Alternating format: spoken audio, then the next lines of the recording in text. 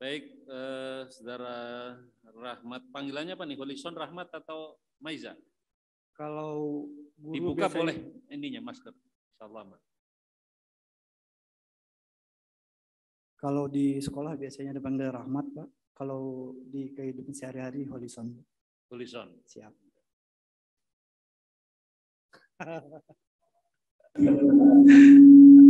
Ya, selamat sampai kita besar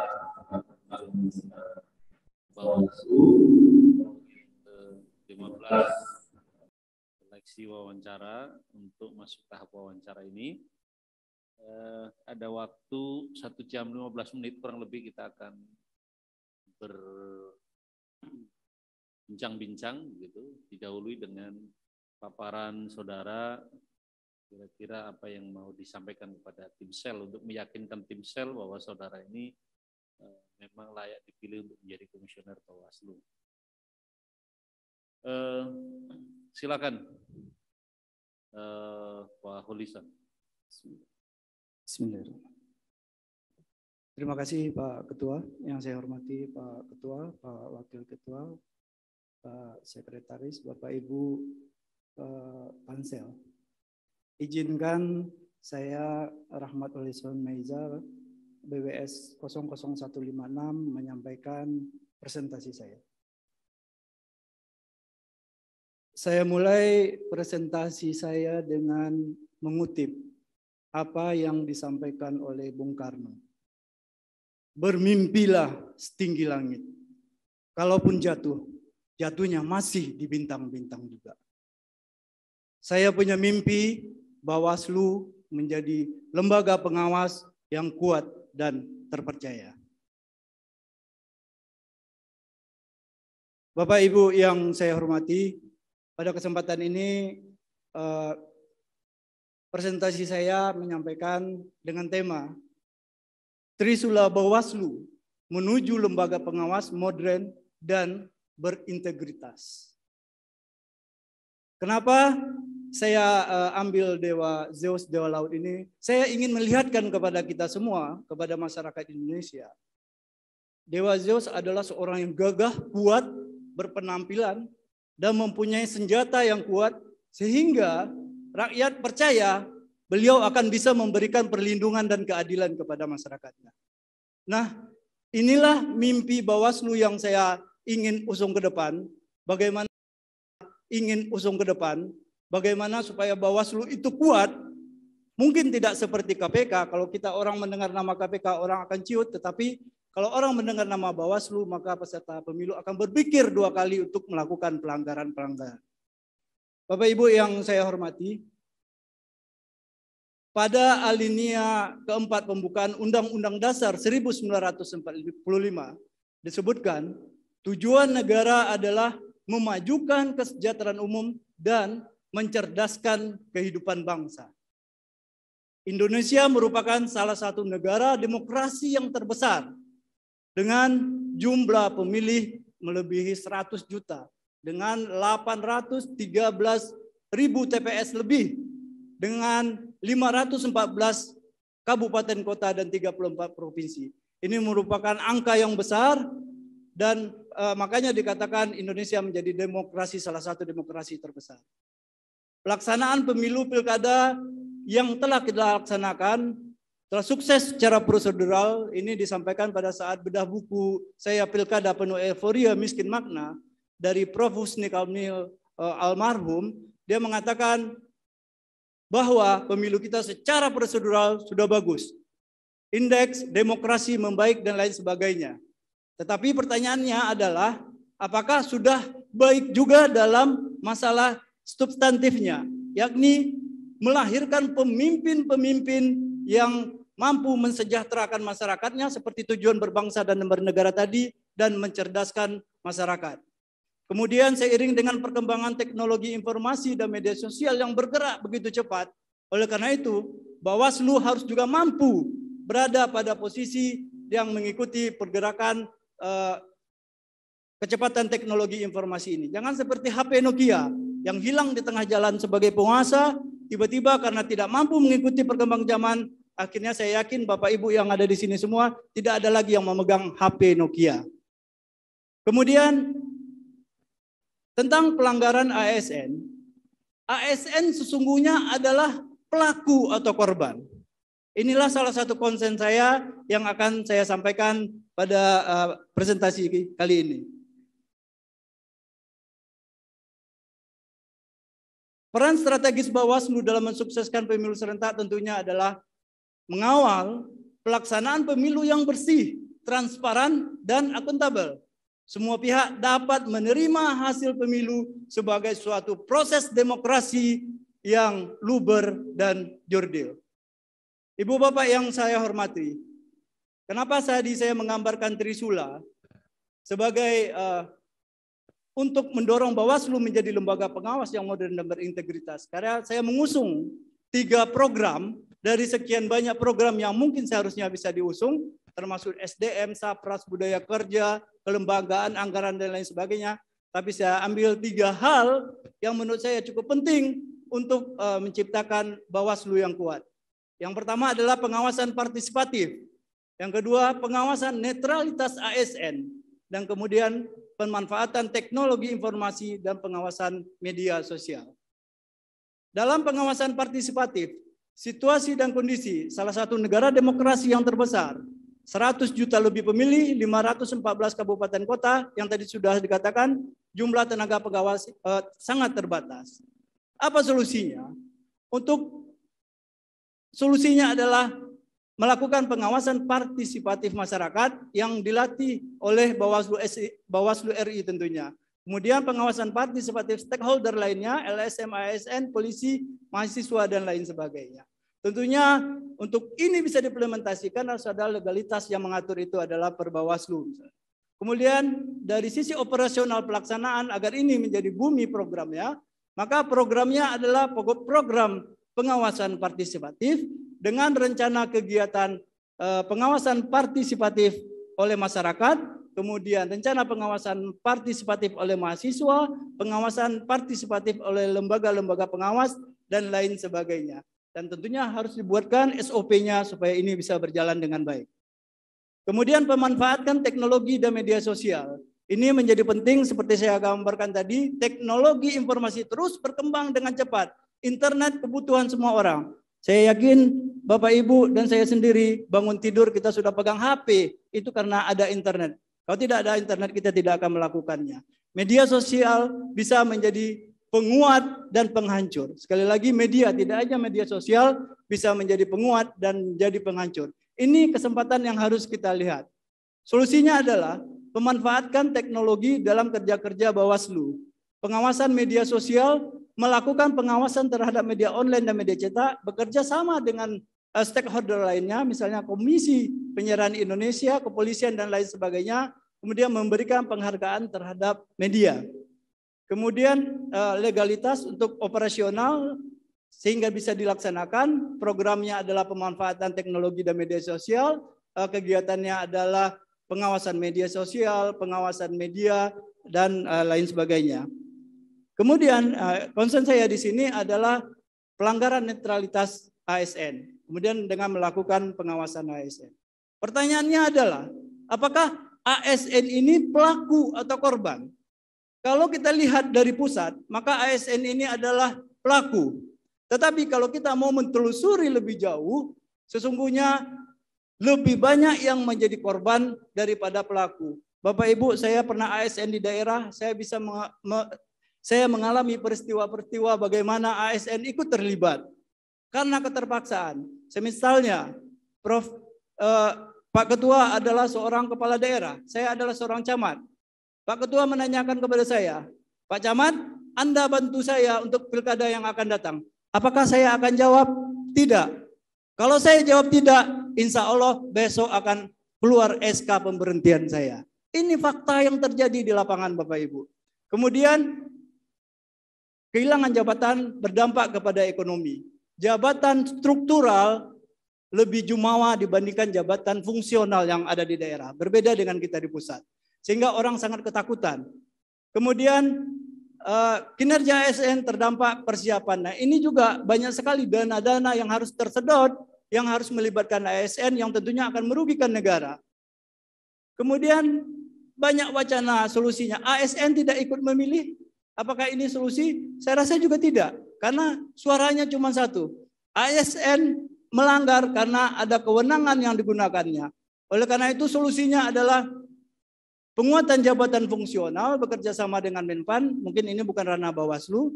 Tetapi yang mungkin kita lakukan adalah mengawasi incumbent dengan meletakkan atau menaruh pejabat-pejabat pengawas sehingga incumbent tidak bisa atau terbatasi geraknya untuk melakukan pelanggaran-pelanggaran karena dia sudah tahu diawasi. Ini penting menurut saya. Kemudian melakukan terhadap media sosial ASN dan tentunya kotak pengaduan. Kemudian legalitasnya berdasarkan peraturan operasional adalah program pengawasan netralitas ASN, kemudian kegiatannya meletakkan pengawas di kantor-kantor daerah dan lain sebagainya.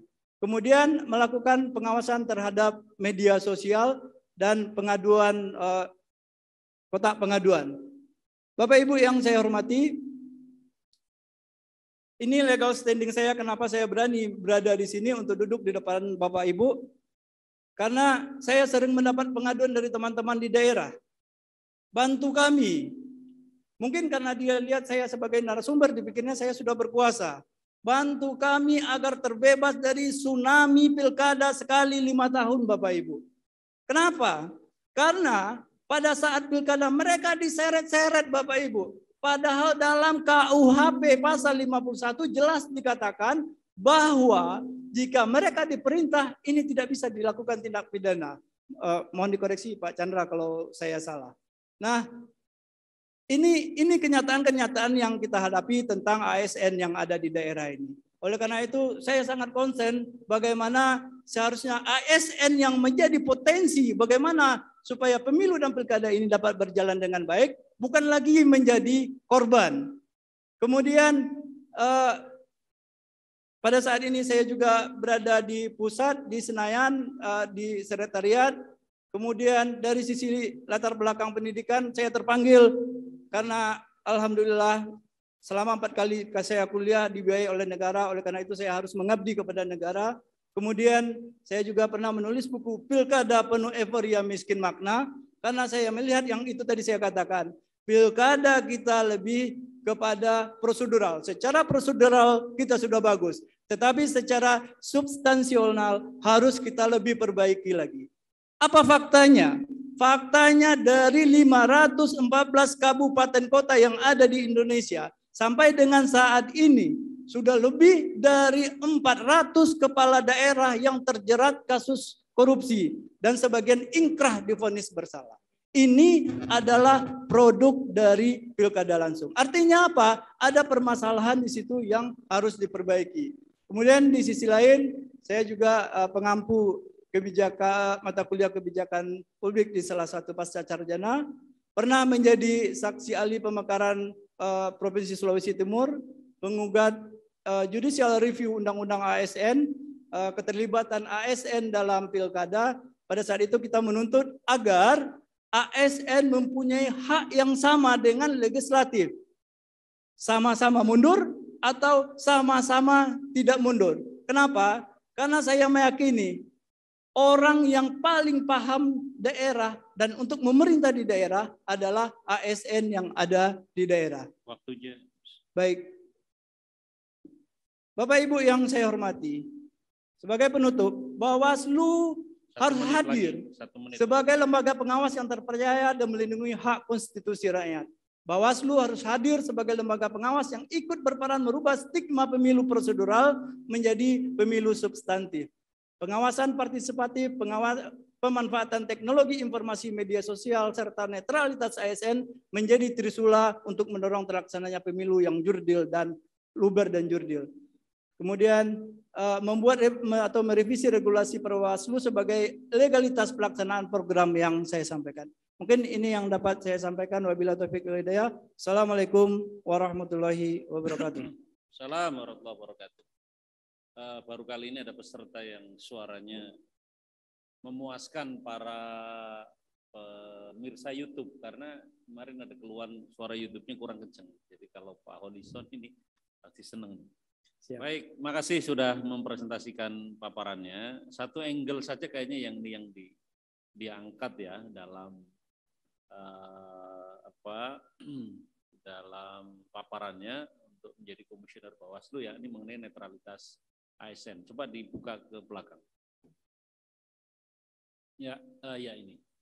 Jadi tadi ASN,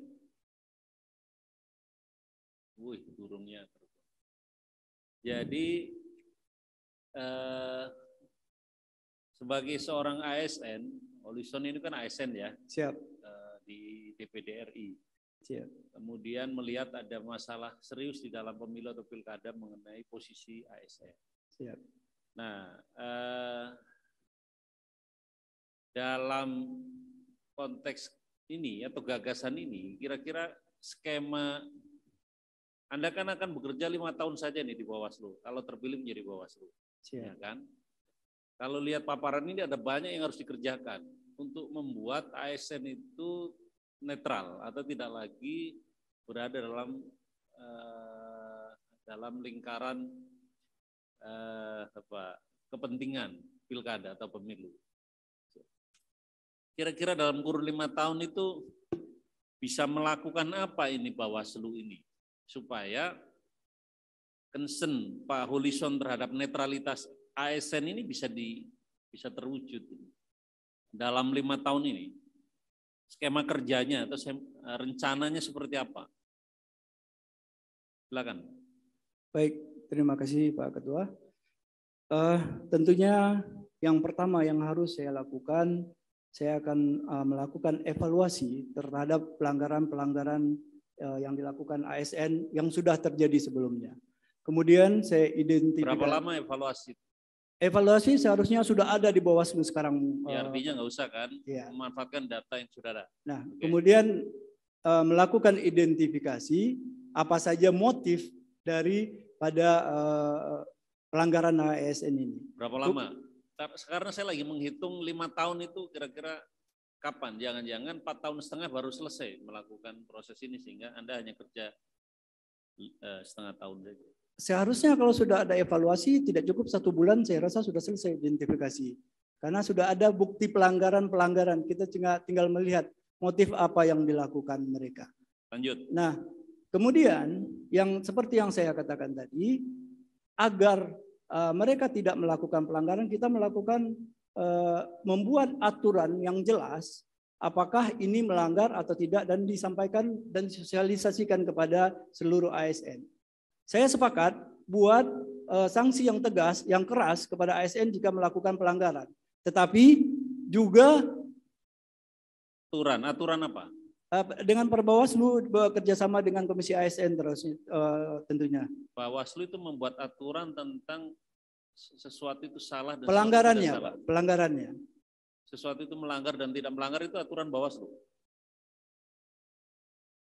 Satu perkara itu dianggap melanggar atau pelanggaran pemilu atau bukan pelanggaran pemilu itu aturan Bawaslu.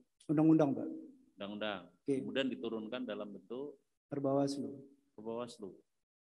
Oke. Dan tentunya mengacu ke Undang-Undang ASN juga. Lanjutkan. Terus. Nah, kemudian dilakukan pengawasan terhadap ASN itu sendiri, yang tentunya motif yang saya tahu dari yang saya lihat dari teman-teman yang terjadi di daerah, mereka adalah ditarik khususnya oleh incumbent, untuk melakukan pelanggaran. Nah, tadi saya katakan jika ASN melakukan pelanggaran karena dirinya sendiri, ini harus diberi sanksi tegas. Tetapi jika ASN melakukan pelanggaran karena ditarik-tarik oleh incumbent, ini harus kita pertimbangkan sanksinya.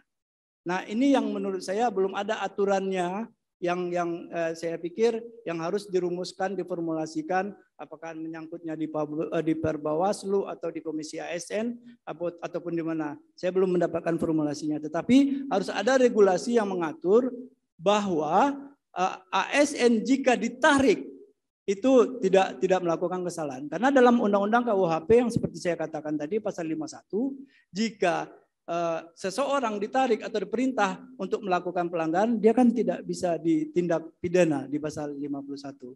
Oleh karena itu, programnya adalah melakukan pengawasan intensif. Yang pertama tadi melakukan sosialisasi, kemudian melakukan pengawasan intensif dengan meletakkan pengawas dari Bawaslu, misalnya di kantor gubernur ataupun di kantor bupati, khususnya untuk mengawasi incumbent. Kemudian dari tim Bawaslu sendiri juga melakukan pengawasan media sosial. Dan yang tentunya ada kotak pengaduan. Nah, ini yang kemudian diformulasikan sesuai dengan aturan, apakah yang bersangkutan harus diberi sanksi atau tidak. Yang jelas fakta di lapangan, mereka sangat ketakutan saat pilkada. Karena jelas, seperti yang saya sampaikan tadi, jika Bapak seorang bupati, saya seorang camat, saya ditanya, bantu saya nanti di pilkada, saya tidak akan mungkin menjawab tidak, karena berikutnya saya akan bisa dipecat. Silakan yang lain. Genap. Bu Pungki. Oh, ganjil. Iya. Bu Endang, silakan.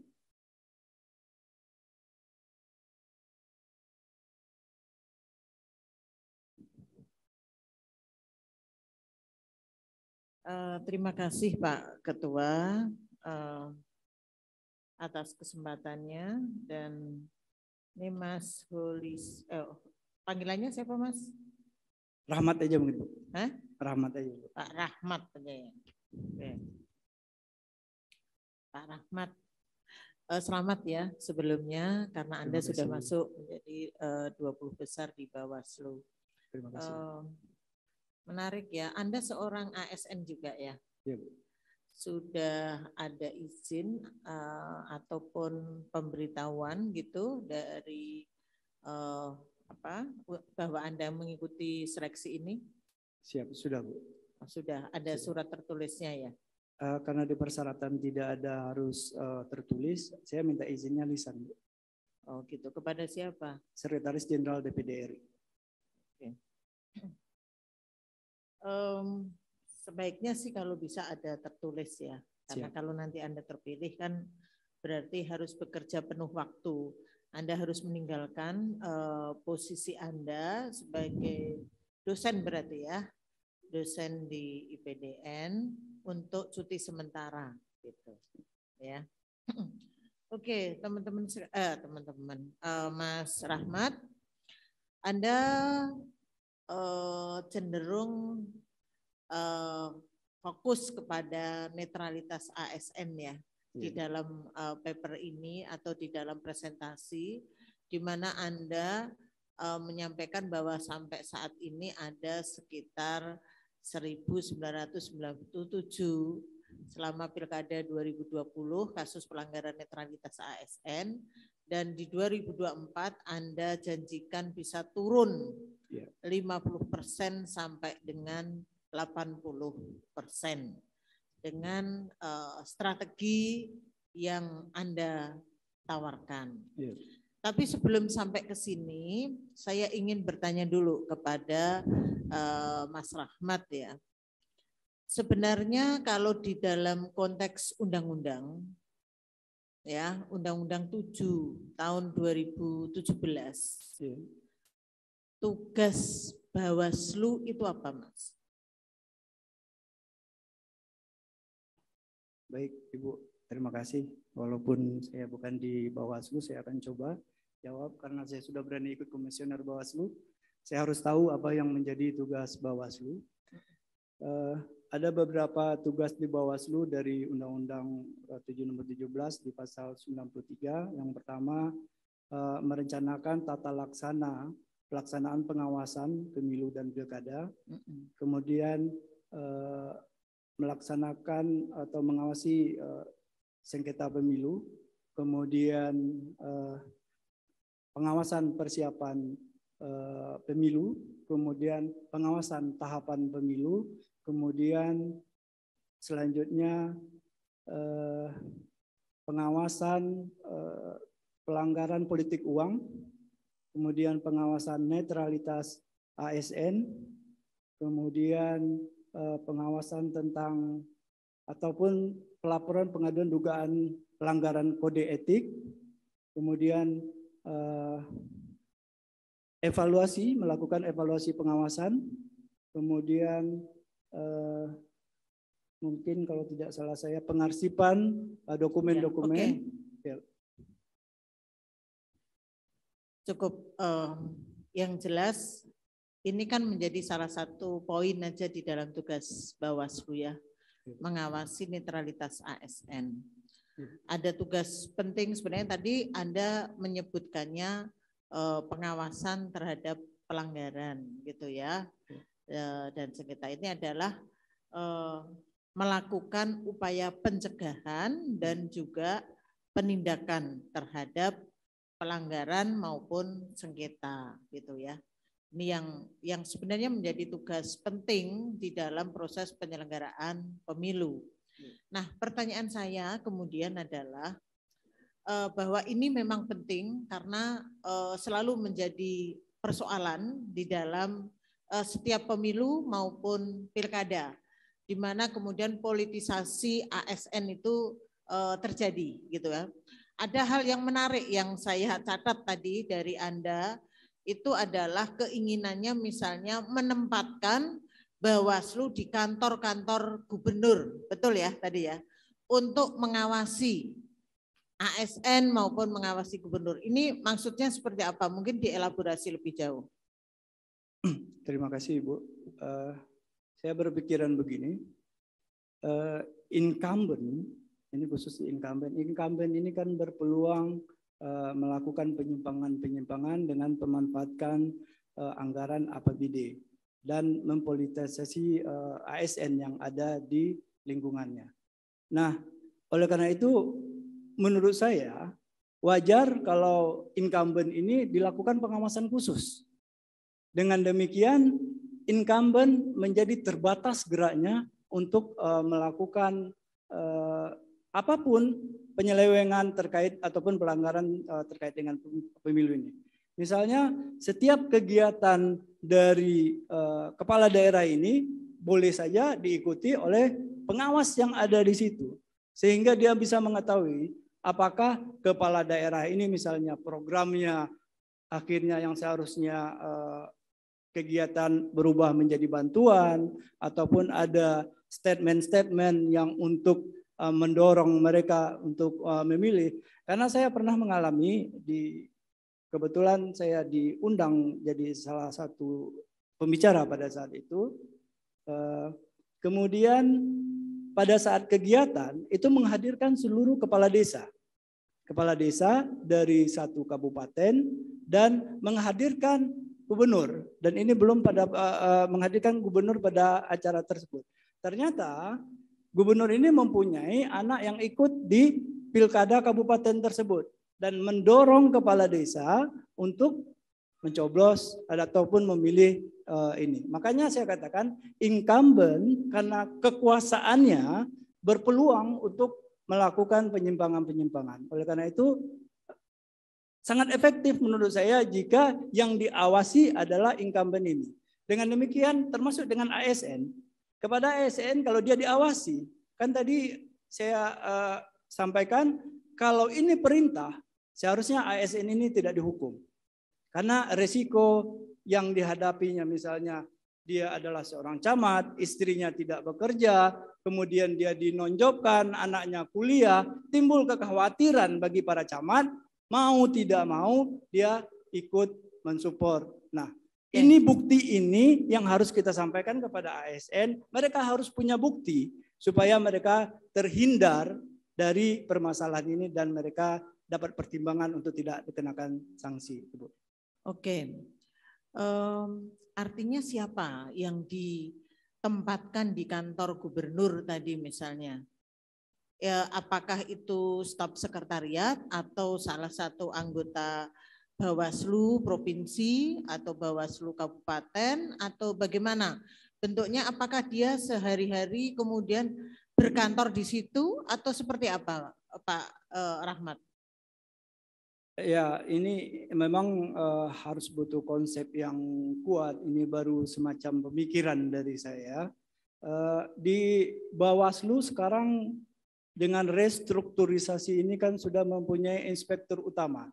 Artinya mereka mempunyai tenaga-tenaga pengawas asesor yang sudah semakin banyak. Kemudian tadi juga dikatakan ada pengawasan partisipatif.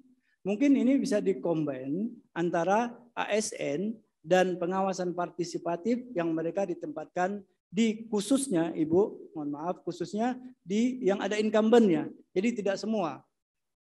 Khusus di yang ada incumbent, satu ASN yang berasal dari inspektur, staf di inspektur utama, mungkin asesor, dan pengawas partisipatif yang sedang dilatih oleh Bawaslu. Itu. Jadi sehari-harinya dia di situ ya, kalau ada incumbent. Berarti itu pada waktu pemilu gitu Pak? Pada pemilu, khusus pada pemilu. Karena dia mengawasi pada saat pemilu. Jadi mengikuti kegiatan dari incumbent tersebut, termasuk incumbent yang tadi punya misalnya istri atau anak yang sedang mencalonkan gitu ya Pak ya? Iya, seharusnya Ibu. Oh gitu ya, oke. Ini ya menarik untuk coba dilihat. Nah, kemudian tapi kita kan tidak cuman fokus ya Pak ya. Bawaslu kan tidak hanya fokus terkait dengan ASN. Ada hal-hal yang justru penting tadi yang dikatakan bahwa untuk mencapai kesuksesan secara substansi gitu kan, itu kan perlu peran Bawaslu yang besar. Karena Bawaslu sebenarnya mencegah bagaimana pemilu itu bisa berjalan jujur, adil, ya kan, kompetitif, ya kan, bukan tanpa oleh karena itu dia yang ibaratnya mengawasi setiap tahapan tadi. Nah, menurut Bapak dalam konteks tugas-tugas Bawaslu tadi, menurut Anda mana yang lebih menjadi prioritas, Pak? Apakah proses pencegahan atau proses penindakan? Terima kasih Ibu. Kalau saya berpikir, saya meyakini pencegahan akan jauh lebih efektif daripada penindakan. Saya kasih contoh, kita punya flyover Casablanca. Mohon maaf Ibu Pongki kalau saya salah, mohon dikoreksi. Kita punya jalan flyover di Casablanca. Di situ kendaraan beroda 2 tidak boleh naik ke atas. Nah, kalau tindakannya itu penindakan atau korektif, maka polisi akan berada di ujung jalan. Setelah pengendara motor masuk, maka mereka akan diberikan sanksi atau ditindak bagi mereka yang melanggar. Tetapi kalau dia melakukan tindakan preventif, yang dilakukan oleh polisi adalah berada di depan pintu masuk. Sehingga mencegah orang untuk masuk ke jalan, ke flyover tersebut. Akibatnya apa? Tidak terjadi pelanggaran. Jadi saya meyakini tindakan preventif jauh lebih bermanfaat, jauh lebih efektif dibandingkan dengan tindakan kuratif. Walaupun kalau sudah terjadi pelanggaran harus dilakukan tindakan kuratif. Terima kasih Ibu. Terima kasih. Pertanyaan berikutnya Pak, di dalam proses penyelenggaraan pemilu ada lembaga-lembaga terkait ya yang ikut serta di dalam penanganan sengketa. Nah, Bapak siapa saja kira-kira lembaga-lembaga yang turut serta menjadi ikut serta di dalam proses penyelesaian sengketa dan sengketa apa saja yang diselesaikan? Jenis-jenis sengketa apa? Kemudian siapa lembaga yang turut serta yang harus menjadi stakeholder Bawaslu dalam proses pemilu ini? Baik Ibu, terima kasih. Stakeholder yang terkait dengan penegakan pengawasan dalam pemilu ini tentunya ada di situ kepolisian, ada kejaksaan, ada Mahkamah Agung, ada MK, ada PT UN. Nah, untuk perkara-perkara setelah proses pemilihan itu sepemahaman saya adanya di MK. Nah, sedangkan proses pada saat proses itu berada di Bawaslu pada penegakan hukum terpadu itu. Jadi pihak yang terkait cukup banyak di sini, ada kejaksaan, ada kepolisian, kemudian ada Mahkamah Agung, ada MK dan PT UN. Maka Mahkamah Agung itu dalam konteks apa, Pak? Saya bukan orang yang berlatar belakang hukum, tapi saya akan coba jawab. Pernah saya mendengar kasus itu pembatalan calon di Provinsi Riau, kemudian setelah Bawaslu merekomendasikan ke KPUD atas pelanggaran tersebut, kemudian pihak yang bersengketa yang disanksi melakukan apa istilahnya tindak lanjut pengaduan ke MA dan hasilnya dibalikan lagi menjadi peserta. Saya tidak tahu persis pelanggarannya apa, tetapi ini salah satu contoh kasus yang saya tahu, Ibu. Iya, artinya untuk di MA itu sengketa apa gitu ya, atau apa yang dipersoalkan di MA sehingga kemudian muncul ada putusan gitu loh. Apakah sengketa antar peserta pemilu itu di mana, Pak? Misalnya sengketa antara penyelenggara dengan peserta pemilu itu di mana sengketanya? Di DKPP, Bu. Mohon maaf, Ibu. Sengketa antara peserta pemilu dengan penyelenggara pemilu. Ya. Itu yang menangani siapa, Pak? Yang melakukan pelanggaran ada sengketa nih, Pak, ya, antara peserta pemilu dengan penyelenggara pemilu. DKPP, Bu. DKPP, ya. Antara peserta dengan penyelenggara. Itu berarti DKPP. Iya, Bu. DKPP. Kalau Bawaslu itu menangani sengketa apa, Pak?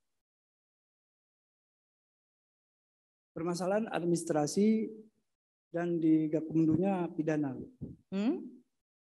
Administrasi. Administrasi. Iya. Kalau PT UN apa, Pak?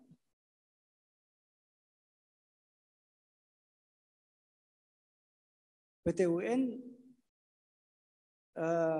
sama administrasi, tapi setelah berproses dan dilanjutkan ada pihak yang tidak menerima, melanjutkannya ke PT UN. Oke, terima kasih Pak.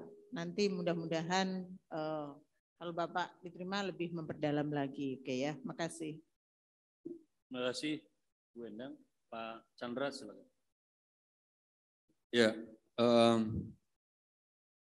Mas Rahmat ya. Izin minum, Pak.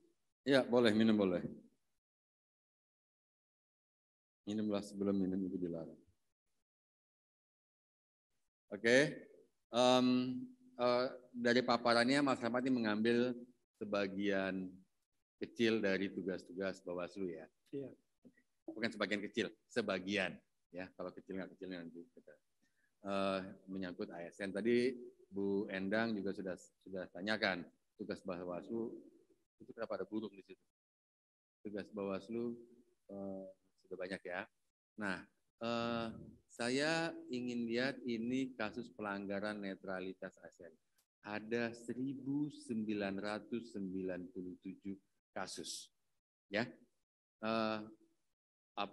Menurut Mas Rahmat dari 1.997 ini, apakah jumlah ASN sebesar itu atau kasusnya aja? Tapi walaupun ada 1-2, oke lah. Hampir 2.000 tuh ya. Hampir 2.000.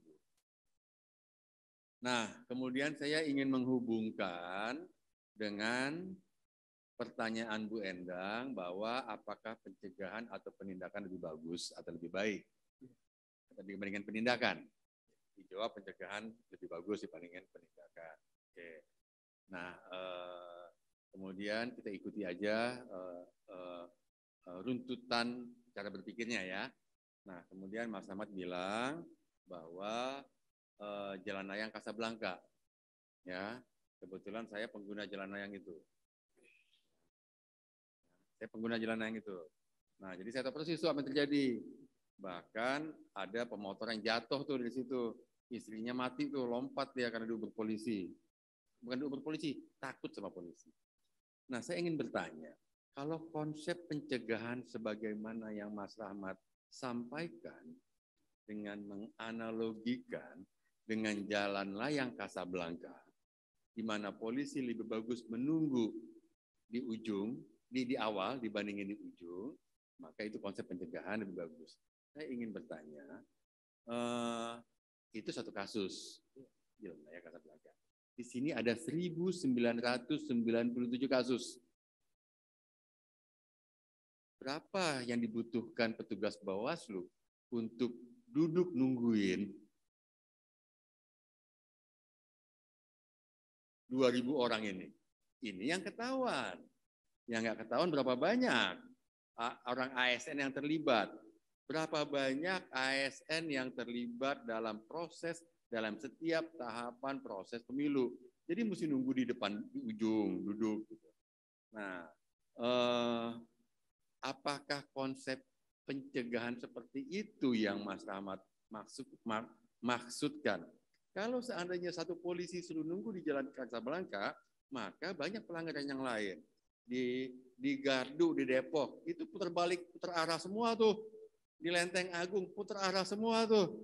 Di Volvo, di Volvo Pasar Minggu, putar arah semua tuh. Ya.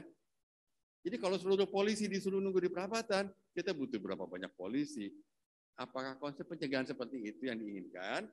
Atau kalau saya salah tangkap, konsep pencegahan yang bagaimana yang sebaiknya dilakukan, khusus kalau kita spesifik, kita bicara netralitas ASN. Itu yang pertama. Jawab dulu deh. Terima kasih Pak, saya coba menjawab. Tenaga pengawas yang saya maksudkan ini khusus hanya kepada posisinya untuk mengawasi incumbent sebenarnya. Jadi lebih kepada incumbent-nya. Supaya apa? Supaya incumbent-nya tidak terlalu leluasa untuk mempolitisasi ASN-nya ini. Ini yang saya katakan tadi. Kalau untuk pencegahan, tentunya tadi kan ada juga di... Boleh saya potong? Siap. Oke. Incumbent-nya, kita punya 500 sekian kabupaten kota. Untuk pilkada besok, mungkin banyak juga yang incumbent. Berapa persen yang incumbent? Jadi berapa banyak tenaga pengawas yang perlu kita pengawasan melekat, menempel kepada incumbent. Itu yang pertama. Incumbent punya waktu 24 jam. Mas jangan tanya saya ya, bagaimana cara melakukan surveillance terhadap satu orang.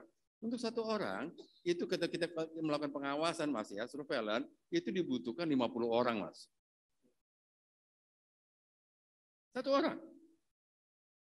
Untuk memastikan kita bisa monitor. Oke, berapa incumbent Mas? Baik Bapak. Cuman konsep pengawasannya seperti apa? Iya, tentunya ada aturan yang memberikan rasa nyaman kepada ASN. Ini menjadi stimulan yang saya katakan pengawas tadi, menjadi stimulan dan membuat kepercayaan ASN kalau mereka juga dilindungi dari proses politisasi ini.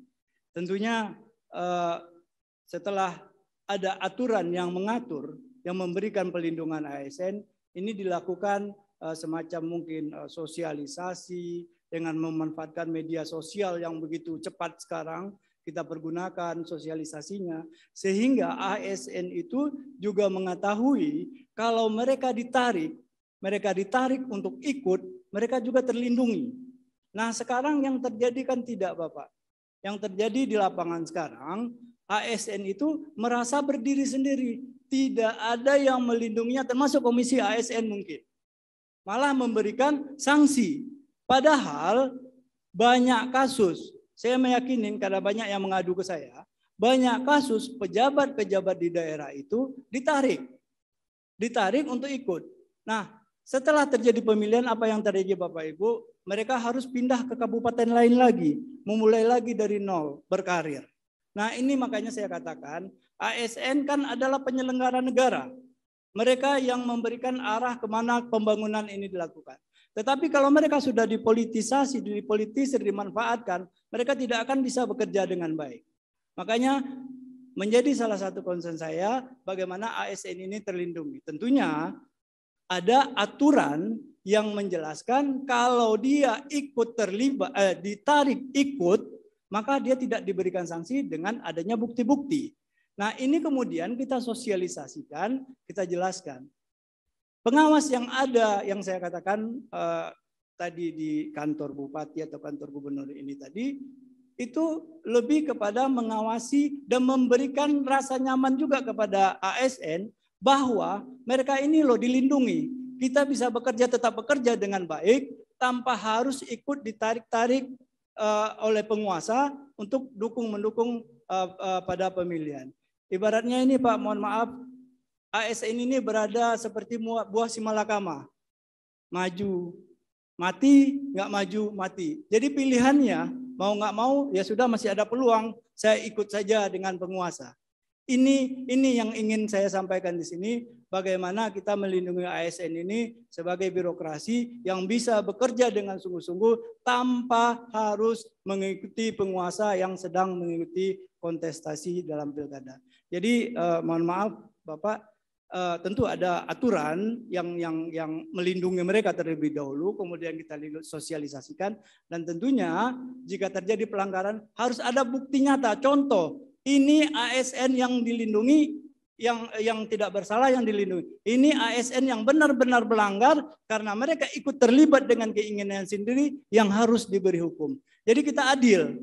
Jangan karena mereka hanya terpaksa ikut demi jabatan yang harus mereka pertahankan, demi ekonomi keluarga yang tentunya juga anak yang masih kuliah misalnya, kalau dia nonjob penghasilan jauh berkurang, tidak mampu membayar SPP, akhirnya mereka tidak mau, mohon maaf, melacurkan diri dalam kehidupan politik dari sang penguasa. Terima kasih. Ya, sebenarnya yang ingin saya sampaikan adalah bahwa fenomena ketidaknetralan ASN itu memang perlu diselesaikan ya, perlu diatasi begitu ya. Dan kemudian bikin aturan iya. Tetapi yang ingin saya sampaikan adalah mungkin perlu didalami, perlu kalaupun terpilih nanti, ya, perlu dipikirkan jangan pakai analogi polisi di Casablanca.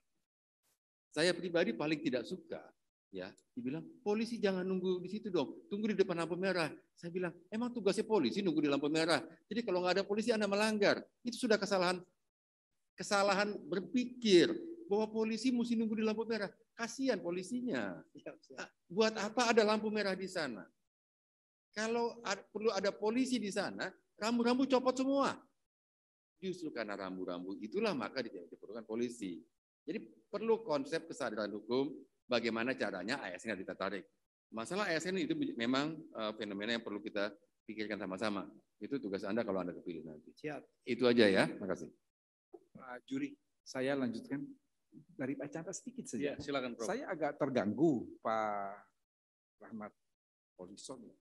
Tadi Pak Rahmat mengatakan ya bahwa kalau misalnya diperintah oleh atasannya untuk ikut dalam kampanye atau ikut dalam kegiatan apapun dalam pemilu itu, kemudian dia tidak bisa dihukum atau dia tidak bisa karena ada ketentuan pasal 51 KUHP. Betul ya? Ya. Perintah jabatan. Pertanyaan saya sederhana saja, apa tuh syarat sehingga perintah jabatan itu tidak bisa dihukum?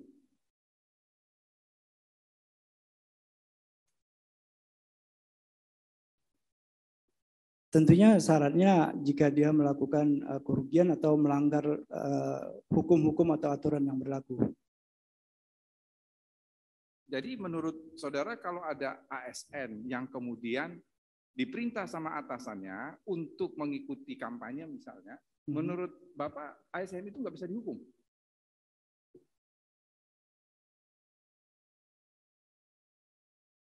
Ya, Kalau perintahnya sifatnya pemaksaan, Perintah itu pasti sifatnya pemaksaan, Pak. Nggak ada perintah yang fakultatif. Namanya perintah itu dwingan, paksaan. Kalau menurut saya, kalau ini bisa dibuktikan, kalau dia diperintah dan dipaksa, dia tidak dihukum. Sebaiknya tidak dihukum. Yang dihukum adalah yang memberikan perintah. Bukan sebaiknya, Pak. Tetapi hukumnya bicara gimana? Kalau itu dia diperintah, Iya. ya tetap dia bisa dihukum. Karena syarat perintah jabatan itu, substansi perintah itu tidak boleh melanggar undang-undang. Iya. Kalau ASN sudah tahu bahwa dia tidak boleh terlibat dalam politik praktis, kemudian atas perintah atasannya dia tetap melakukan, maka dia tetap dihukum. Karena syarat perintah jabatan itu ada 3. Salah satunya substansi perintah itu tidak boleh melanggar ketentuan undang-undang. Jadi jangan berlindung di balik pasal 51 KUHP. Ya, makasih. Iya, sedikit ya. Pelajari lagi. Syarat bisa diberlakukannya pasal 51 KUHP. Jadi tidak semerta-merta dengan letter luck begitu. Perintah jabatan yang mana yang bisa dianggap sebagai si yang menerima perintah tidak bisa diminta pertanggungjawaban, bisa dibebaskan. Nggak setiap. Gitu. Bu Betty.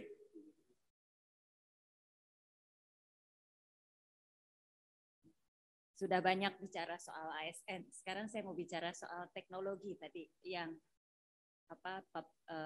berikutnya ya, habis ini ya. Pemanfaatan TI dan media sosial. Bisa dielaborasi ini rencananya seperti apa, Pak Rahmat. Rahmat? Ya. Terima kasih Ibu. Saya akan coba mengelaborasinya. Tentu di zaman sekarang ini teknologi informasi begitu cepat dan Indonesia adalah negara yang sangat luas dengan jumlah pemilih yang juga sangat jumlahnya sangat besar dengan 514 kabupaten kota. Tentunya pemantauan dan segala macam secara fisik mengalami banyak terkendala. Saya kasih contoh pada saat zaman dulu saya masih di daerah, itu di daerah pedalaman itu pengawasan tidak masuk sama sekali karena disitulah bermain perintah-perintah yang seperti saya katakan tadi, bagaimana untuk mengkamuflase dari pemilihan.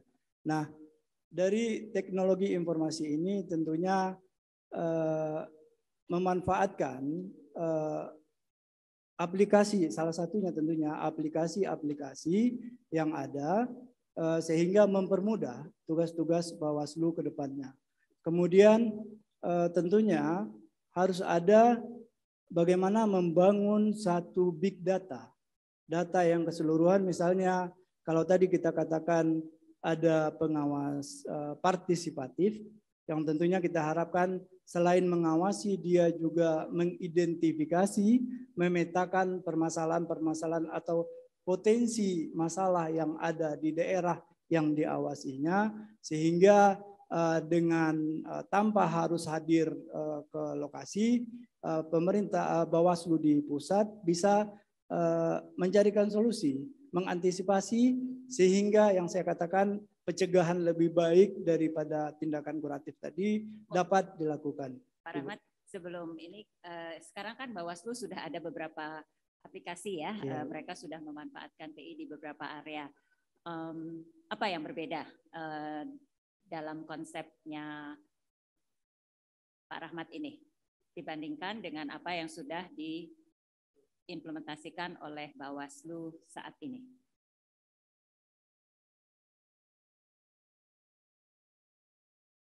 Perbedaan Bawaslu yang dulu dengan yang sekarang tentunya dari segi pemanfaatan teknologi informasi, khususnya misalnya ada aplikasi pemanfaatan teknologi termasuk juga rapat-rapat virtual yang digunakan pada saat ini tanpa harus menghadirkan orang. Nah, sejauh ini saya belum terlalu mendalami sesungguhnya teknologi informasi yang dilakukan karena berada di luar. Tetapi saya meyakini Bawaslu terus berusaha untuk pemutakhiran atau pemanfaatan teknologi informasi untuk tugas-tugas Bawaslu. Oke, jadi belum menganalisa apa yang sudah digunakan saat ini oleh Bawaslu ya?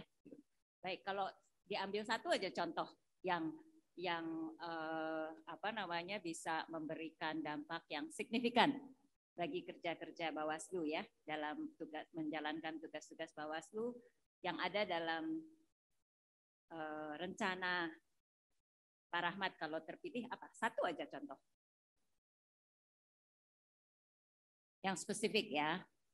Ya, yang spesifik yang saya pikirkan untuk membangun yang saya yakin belum ada sekarang, yaitu membangun sistem big data tadi, Ibu, bagaimana mengidentifikasi kondisi-kondisi yang ada di lapangan, yang ada di daerah, yang berpotensi menjadi masalah, kemudian tentunya secara aplikasi dibangun dalam sistem big data. Baik. Ya, data yang terintegrasi. Mengidentifikasi apa tadi sistem-sistem yang sistem-sistem yang berpotensi bermasalah atau bukan sistem, mengidentifikasi hal-hal yang berpotensi bermasalah. Oke. Teknologi itu kan memfasilitasi ya. Yeah. Ya, hal-hal yang berpotensi bermasalah itu apa yang mau difasilitasi oleh teknologi? Ya, yang paling memungkinkan itu ya menyampaikan informasi dengan sangat cepat. Informasi apa? Informasi tentang identifikasi tadi. Apa itu? Apa yang mau identifikasi? Misalnya yang teridentifikasi, misalnya ada di satu daerah yang teridentifikasi oleh pengawas partisipatif tadi bahwa akan terjadi akan terjadi atau disiapkan kecurangan-kecurangan sehingga mereka bisa melakukan antisipasi sehingga kecurangan itu tidak terjadi. Akan terjadi kecurangan-kecurangan. Ya. Nah, itu saat ini kan teknologi ini memfasilitasi ya. Ya. Dalam perkiraan Pak Rahmat akan terjadi kecurangan-kecurangan itu apa yang mau difasilitasi oleh teknologi? Yang difasilitasi oleh teknologi yang pertama tentunya adalah buktinya. Bukti dari praktek ya, atau peluang atau potensi yang akan terjadi kecurangan tersebut. Yang kedua, kasih contoh Pak, kasih contoh ya supaya karena saya orang teknologi nih, supaya tahu nih teknologinya mesti ngapain gitu kan? Apa yang mau difasilitasi dengan teknologi persisnya? Misalnya ada sekelompok orang yang berkumpul untuk melakukan black campaign misalnya. Atau untuk sekelompok orang ini terbukti dengan didapatkan data ini, maka data ini dikirim untuk ke Bawaslu Pusat ataupun provinsi sehingga bisa diantisipasi tidak terjadi pelanggaran-pelanggaran itu. Ada sekelompok orang mau melakukan black campaign. Oke. Lalu siapa yang memasukkan datanya ke pengawas partisipatif tadi? Pengawas partisipatif. Ya. Oke, jadi ada pengawas partisipatif, kemudian memasukkan data bahwa ada sekelompok orang yang akan melakukan black campaign. Iya. Oke, terus Bawaslu akan apa itu? Ya, akan menindaklanjuti melihat apakah ini sudah masuk ranah pelanggaran atau memang mungkin masih kalau mungkin untuk dicegah tidak terjadi sehingga bisa dilakukan pencegahan tidak perlu terjadi. Setahu saya sudah ada ya di Bawaslu aplikasi itu ya kalau melaporkan kejadian seperti itu. Oke. Ada lagi barangkali karena ini trisulanya Bapak nih, ya kan? Trisulanya satu pengawasan partisipatif, dua pemanfaatan TI dan media sosial, dan tiga netralitas ASN. Jadi saya pengen elaborasi karena ini satu dari tiga, pasti Bapak mempunyai pemikiran yang dalam sehingga memasukkan ini satu dari tiga, gitu kan? Dan kemudian yang lainnya tentunya pengawasan media dan media sosial. Nah kalau ini tentunya mungkin Bawaslu tidak bisa berdiri sendiri, harus bekerja sama dengan pihak-pihak yang mampu untuk mendeteksi ini, misalnya mungkin KPI ataupun kepolisian, sehingga bisa mencegah terjadinya pelanggaran ini. Kemudian mungkin yang lainnya di media sosial ini Karena tadi saya katakan media bisa menjadi penguat sekaligus penghancur yang menyebabkan masyarakat terpolarisasi dengan cepat adalah karena kan pemberitaan yang begitu cepat. Nah, dengan mengawasi media, bekerja sama misalnya media yang selalu menyampaikan kampanye positif, mungkin itu dihitung dan diberikan penghargaan, dan media yang kerjanya selalu menyalah-nyalakan dan itu diberikan juga penghargaan sebagai media yang positif.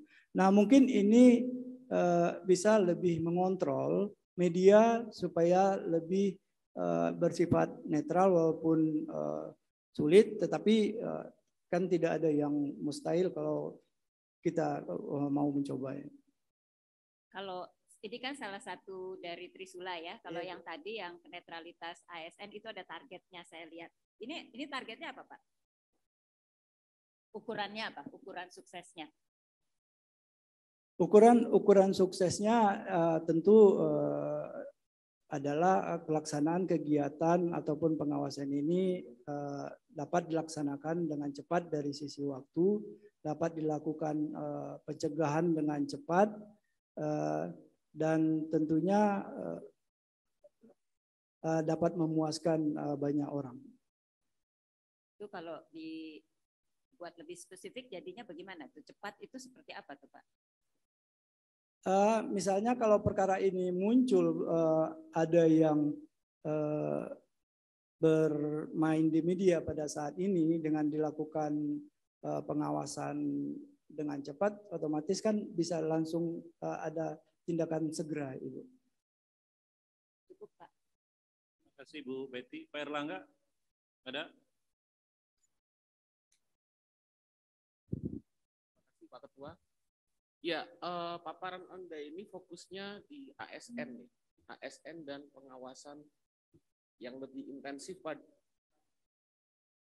Nah, persoalannya kan kalau kita ngelihat bahwa netralitas ASN itu salah satu persoalan dari problem elektoral kita. Kan banyak problem yang lain. Money politik aja itu masalahnya banyak. Kecurangan atau money politik bukan hanya di incumbent, tapi juga kemudian kontendernya juga bisa melakukan hal itu. Nah, dari situ kan artinya kemudian kalau Anda hanya fokus pada itu, berbagai macam persoalan-persoalan kecurangan akan bisa terjadi. Karena Bawaslu itu hanya fokus ke incumbent, tapi kemudian problem-problem kecurangan, money politik, atau politisasi identitas, hoax segala macam bisa tidak terawasi gitu, karena hanya persoalan itu. Nah, saya pikir jadi problem. Dan kedua, terkait dengan menempatkan tenaga Bawaslu di kantor eksekutif gitu. Saya pikir apakah ada jaminan kalau ditempatkan di kantor eksekutif itu kemudian pengawasannya akan lebih baik. Malah jangan-jangan kalau kita melihat kondisi konstelasi politiknya malah bisa terkooptasi mereka. Karena justru semakin dekat dengan yang diawasi, sementara tadi persoalannya bahwa insentif terus resource segala macam ada di situ. Bisa jadi malah kemudian aparat Bawaslu-nya sendiri yang terkooptasi oleh incumbent. Nah, gimana itu? Terima kasih Bapak, saya coba menjawab. Ini satu dari tiga konsen saya. Pada sesungguhnya pekerjaan di Bawaslu kan kolektif kolegial dari kelima komisionernya. Tentunya supaya hasil lebih maksimal, makanya saya coba salah satunya fokus di ASN. Jadi bukan mengabaikan yang lain berarti tidak penting, karena banyak yang lain saya dengar sudah melakukan program-program untuk perbaikan yang lain-lain itu. Nah, untuk khusus ASN, saya melihat sedikit sekali yang memperjuangkan itu, makanya saya khususkan di ASN ini. Sudah Pak Erlangga. Sebelum ke Pak Timur, ya satu terakhir. Ini karena soal ASN jadi menarik ya, karena Pak Rahmat ini juga adalah ASN. Saya justru melihat kalau Pak Rahmat Holison ini jadi Bawaslu, Ini kan akan membunuh karir Pak Rahmat selama 5 tahun juga nih sebagai ASN. Kan sebetulnya 5 tahun ini bisa dipakai, digunakan untuk ya menaikkan grade pangkat eselon Pak Rahmat sebagai ASN. Siapa tahu tahun depan sudah eselon 2, sekarang kan eselon 3. Kalau orang seberang sana bilang nanti bisa eselon 4, eselon 5. Jadi eselon 2, eselon 1. Apalagi kalau dicocok ini di inspektorat ini kalau saya lihat Pak. Supaya membereskan seluruh ASN-ASN yang nggak beres itu gitu loh. Kalau menurut saya sebaiknya. Jadi kalau sekarang state, udahlah saya mau berkarir di ASN saja, jadi nggak menyulitkan timsel ini. Kalau menurut saya. Oh ya Pak Rahmat, ini Pak Rahmat ini kawan saya sebenarnya Prof. Jadi saya tahu Pak Rahmat memang selama ini banyak mengadvokasi kawan-kawan yang korban pilkada dan dari pilkada dan memang korban itu banyak sekali. Sayangnya memang hukum tidak terlalu kuat untuk memberi proteksi terhadap ASN. Memang sih kalau kita berpikir memang ini hukumnya tidak equal Pak Rahmat. Yang terhukum adalah ASN yang memang secara sadar melibatkan diri tim sukses dan memang ada yang terlibat secara terpaksa. Nah, masalahnya hukumnya tidak menjelaskan terpaksa itu.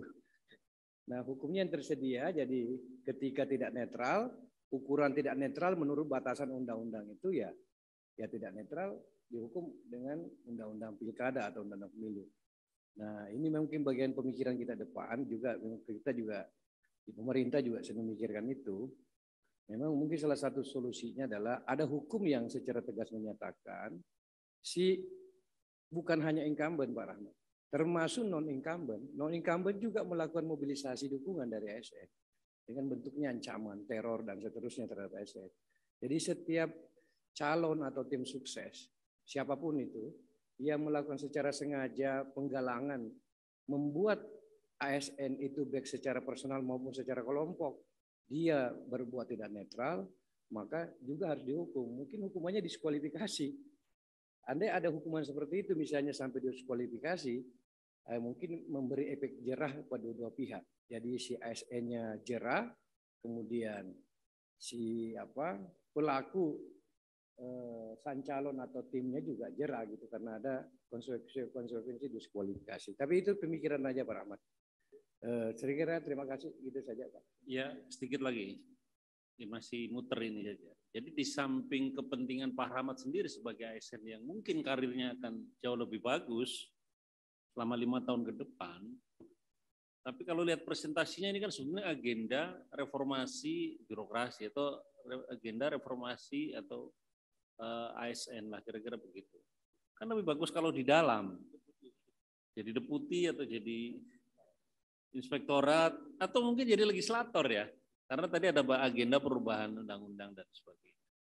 Tapi ya silakan dijawab singkat saja.